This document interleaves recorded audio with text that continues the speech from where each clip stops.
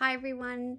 Just before we jump into today's episode, I wanted to remind you one last time about our event that we're having at Satara this Thursday, the 19th of September in the Satara showroom here in Sydney. We're having a panel discussion with Lynne Bradley, Gemma, Gillett and Sally Rhys-Jones, and we are talking all things running an interior design studio, the challenges, the joys, the highs, the lows, and everything in between.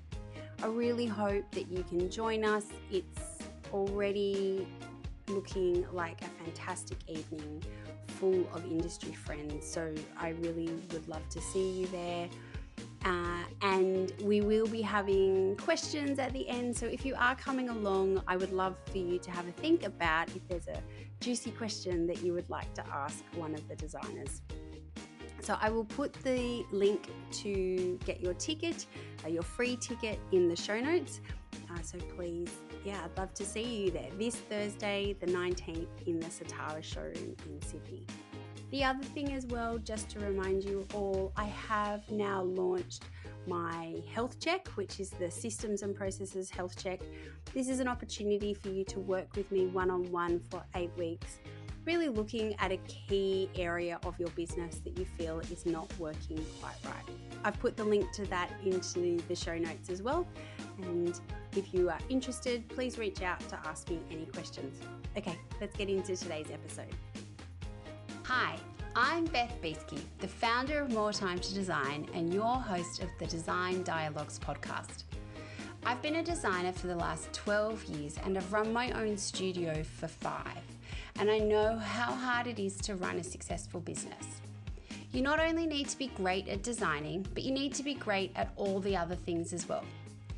I created More Time to Design, a software platform to help designers run efficient studios, and I've created the Design Dialogue podcast to help us all learn together.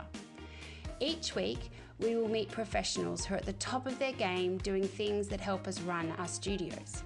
We'll have conversations with social media managers, interior design mentors, copywriters, stylists, photographers, suppliers, and also designers who have been in the game for a long time and who have such a wealth of knowledge to share. I hope that each week you feel inspired and informed at the end of each of our design dialogues. So join me for the Design Dialogue podcast. Hi everyone, welcome to this week's episode of the Design Dialogues podcast, and it's a solo with Beth episode. Today I wanted to chat to you a little bit about making sure that your systems and processes that you are setting up in your business are actually right for your business. Now, that might sound a little bit like, oh, what's she talking about? So often I talk to designers and they've built these processes based on advice they've been given or a course they've taken, or just really they've kind of just taken this information on board, but they haven't really thought about putting that information through the lens of their own studio, of the kind of business that they want, the way that they want to work, the kind of clients they have. And so I wanted to talk to you today about why systems and processes are not one size fits all. They're not cookie cutter. You can't kind of buy a pack off the shelf and implement it into your business, because that's not going to be right for your business. And so understanding that is really important. So there's a couple of things that I wanted you to think about in terms of the lens that you put over what you are doing when you are thinking about your systems and processes. So the first thing is, not all advice is created equal. There is so much information out there at the moment around interior design businesses and how to run interior design businesses and how to build interior design businesses. And it's great. It is amazing that we have so much information at our fingertips these days. And it is definitely making our industry stronger.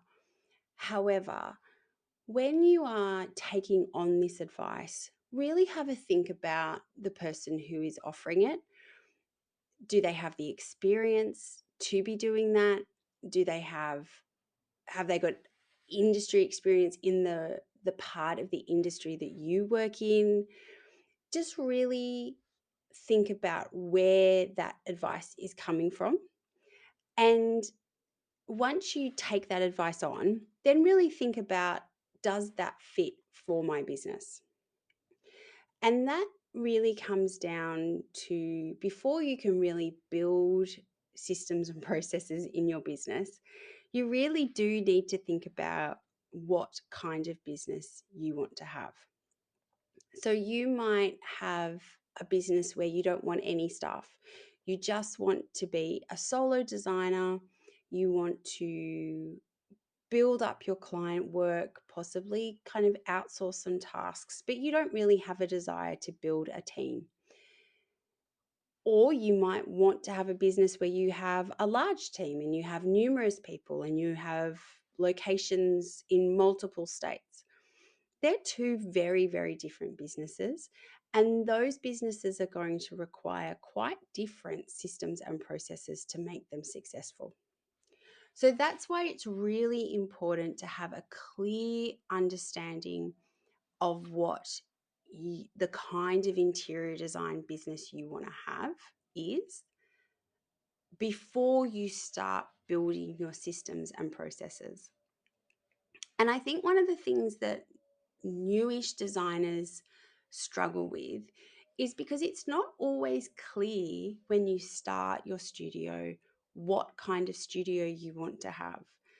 It's quite common to talk to designers and they'd be like, I started my studio and I thought I'd build out this team, and then once you kind of get into it and you realize the complexities and the stress that can come with that, they change their mind and they just want to have a smaller team or a smaller studio, or vice versa, or there's a whole different gamut of reasons why the kind of business you think you'll have at the start when you first open your studio is going to change over time. And so having that understanding really does then allow you to start to think about the kinds of systems and processes that you are going to build into your studio. The second thing is around not complicating your systems and processes. One of the things that I see over and over with designers is they have taken on all of these bits of information from different sources, and every time they've taken on this bit of information, they've kind of, tacked a little bit on here and they've put a bit on there, and they've taken this bit off and they've put another bit on here. And what it ends up looking like is a very, very clunky process that doesn't really work, because they've designers are not filtering the information, and before they actually take on the advice and put it into their process, they're not sitting back and thinking, okay, how does that work with my current process? How does that work for my ideal client? So taking advice and not overcomplicating your process is really, really important. And so one of the ways that I think is really crucial to actually keeping things simple is to actually write down the steps that you are going to take the client through. And not for the whole project, it's too big. But think about the stages of a project. So, I like to think of it as there's a pre-client stage, and that's really when you're in salesman mode. Then there's the conceptual design phase, there's the design documentation phase, there's construction phase, and then there's also kind of furniture phase, which, and some of them run at different times and some of them will run at the same time. But having a clear map, and I think writing it down, making it visual, it actually allows you to see when you do have a new piece of information come in, you can go, okay, where does that actually fit? Am I actually already doing that? Does it make sense? Does it flow? So having a physical piece of paper with your map or your process map written down is very, very helpful.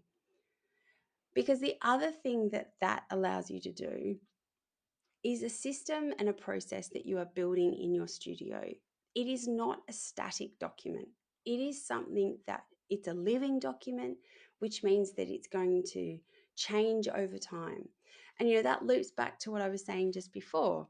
When you first start your studio, you might have an idea of what it's going to look like, and you'll build a process around that. But then as you evolve and you become more clear on where you're going, or your situation changes, or the kind of work that you're doing changes, you're going to evolve that process as well. And so being able to have a document where you come back to and you're constantly updating it as you need to is really important. However, you shouldn't be changing that process all the time. You've got to give it time to see if it works. And it's not just on one project, because there's too many variables. You've got to see over maybe a 6-month period or a 3-month period, does this work? Does this process work? Does it work for me? Is it working for the clients? Is it working for my team? Is it working for the builders? Really reflect on how those processes are working before you change them. And the last thing that I think is most probably the most crucial is thinking about, does your systems and processes actually work for your target client? Now, there are going to be so many different target clients out there for each of us, but when you truly understand your client, you're going to understand the kind of process that they feel comfortable with and that is going to work. Because one of the things that is really important is, just like when we set up a process for onboarding a team member or having processes in our studios so that new team members or existing team members know what to do, we're setting those team members up for success. It's the same with our clients. We want to make sure that the processes that we have in our business are setting our clients up for success within our studio. And what I mean by that is, we've all had the client who just wants to go freestyle, and it doesn't matter how many questionnaires you send them or updates or whatever it is, they just are going to do things their own way. And I'd kind of argue to start with that that client is a bit of a red flag client, and we maybe need to think about, are they the right fit for us anyway? But for a client, you don't want your systems and processes to be so inflexible that if the client doesn't do it exactly the way that you've set it up, then the whole thing falls apart. So you've got to have some flex in your process. But you want to be able to set your clients up for success when they come into your process. So that's really about thinking, okay, am I working with time poor professionals who have engaged me because they've got no time to do the work that they need to do to get their house ready for renovation? If that's the case, then getting that client to fill out a 5-page questionnaire, detailed questionnaire with lots and lots of information needed, and you can't progress until that's done, that's a big roadblock for them. They're not going to have time to fill it out. They're really not going to have the inclination to fill it out. But what that means is that you have to come up with another way of getting that information out of the client. And what it actually means realistically is that you are going to have to do more work at the beginning to really get the information out of the client that you need to. Because really, if you are giving a questionnaire to a client where they're filling in all this information, that is time that you are not having to spend with the client building a brief, getting out all of that information out of them. So for a client who is time poor and doesn't have the kind of inclination to fill out a questionnaire, the reality is that you're going to need to sit down with them and almost take them through that same information that you were going to get out of them on the questionnaire. You would take them through step by step, and you do it in a really concise way. But that's more of your time that you need to spend with them. And so therefore you will be accommodating of that in your fee proposal. So as you can see, understanding who your client is, building your processes around that client so that you are setting them up for success has so many implications along the path other than just the systems and processes part, because it's really going to make you reflect on, well, how much is my fee for that project, and am I covering all of this stuff that I'm doing in my fee? So I hope you found that all helpful, thinking about your processes and systems, and are they the right fit for your business? It's something that is, I suppose, a question that you come back to often. It's not something that you kind of decide and then it's done, because every time you reflect on your systems and processes or thinking about changing it, it really is that lens that you should be putting all of that advice and information through to make sure that it's the right fit for your business. I hope you've enjoyed this episode, guys, and I will see you next week for our next Design Dialogue. Thank you for listening to this Design Dialogue. I hope you have found it full of inspiration and helpful information to take into your design studio. If you like the podcast and want to hear more, consider sharing it or writing a review, as it helps us reach more people, and follow us wherever you get your podcasts. If you would like to unlock the power of effortless studio management and elevate your design business to new heights, please follow the links in our show notes to see how more time to design can help you build a better business. Have a great week, and I will see you for our next Design Dialogue.